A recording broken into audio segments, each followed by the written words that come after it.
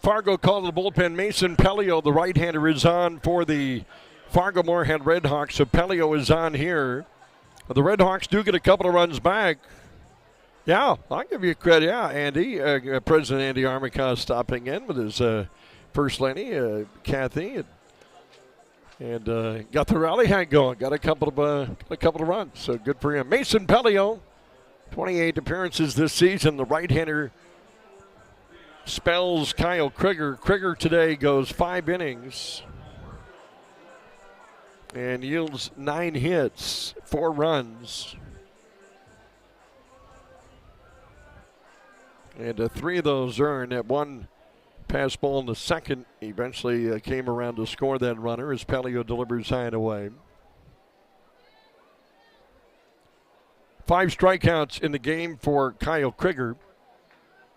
With the walk, did not hit a batter. So here's a swing and a miss. 1 ball, 1 strike.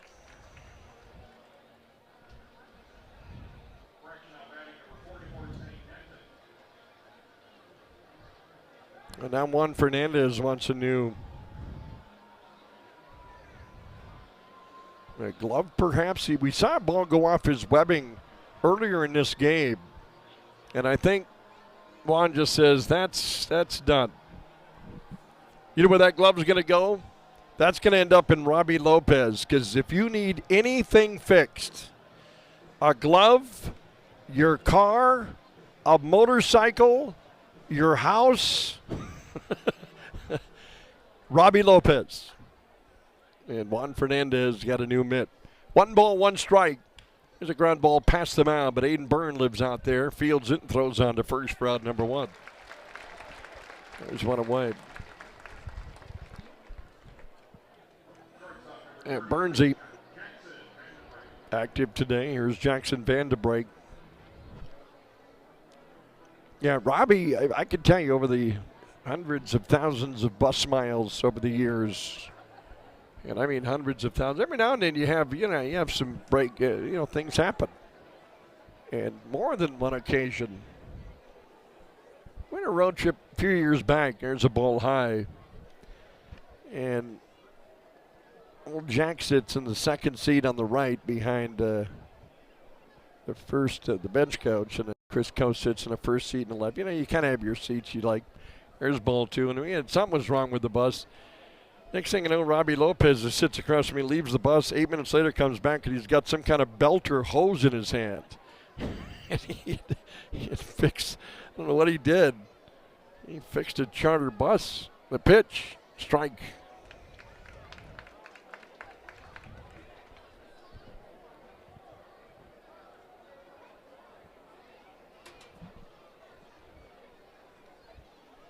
The wind by Pelio.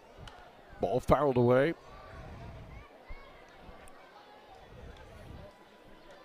And of course, Jamie and all the great drivers the Redhawks have, and Jamie primarily. I'm sure he's tuning in tonight to Redhawks baseball, as good as there is out there. Here's the 2-2 pitch. Low. We hit an owl once. Was that last year?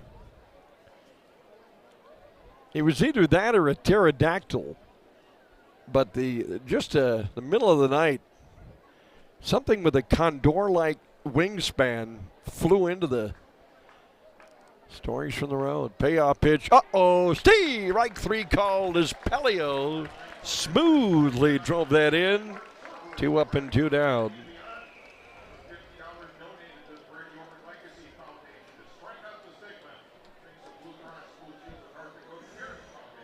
2 outs. And the batter is Dylan Tatum. Well, if it weren't for Dylan Tatum, this game would be tied right now. Tatum had a 2-out, big RBI, and he takes a strike here.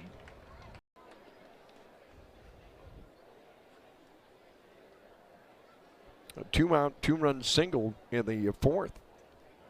After that, Austin Davis drove him home with a double. Tatum takes low. 1 ball, 1 strike.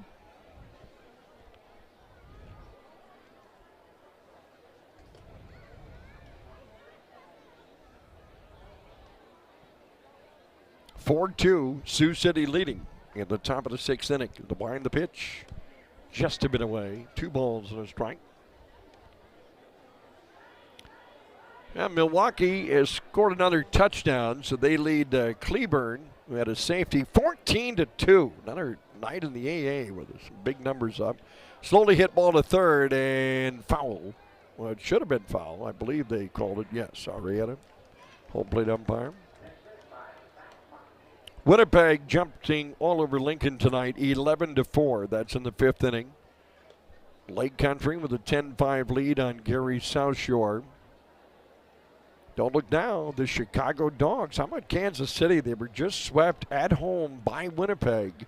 And Chicago has a 3-0 lead on the West Division leading Monarchs. Kane County 7-4 lead on Sioux Falls. The pitch. Breaking pitch and a good take there by Dylan Tatum. Now you tell me. Yeah, if you follow the AA, if you want to sit today on July 31st and predict the West, payoff pitch, he got him. Off speed, struck him out. I'm all ears, but it's going to be tough to do. Down go the X's in order in the 6th inning. Can Fargo-Moorhead keep the comeback coming back? After 5.5 innings of baseball, it's Sioux City 4, Fargo-Moorhead 2. This is FM Redhawks Baseball.